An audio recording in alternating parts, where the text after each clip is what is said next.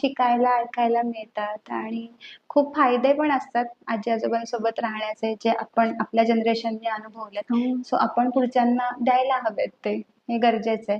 आणि ह्या सगळ्या सिस्टममुळे मी माझं काम करायला खूप मोकळ्या मनाने जाऊ शकते. अगदी निर्धास्तपणे 12-12 वाजेपर्यंत जरी मला साइट व्हिजिट्स असतील, यायला उशीर झाला तरी सुद्धा माझ्या सासूबाई जेवणासाठी माझ्यासाठी थांबतात. मग त्याच्यावरून आमची चर्चा पण होते, की तुम्ही थांबू नका, त्रास होतो वगैरे, वगैरे. सो पण हे खूप गोड आहे सगळं जे आहे ते. सो मी खरंच त्या बाबतीमध्ये नशीबवान आहे, की मी अशा घरात आहे. अशा घराचा एक सदस्य आहे, की जिथे एकमेकांना खूप विचारलं जातं किंवा एकमेकांची मनं जपली जातात.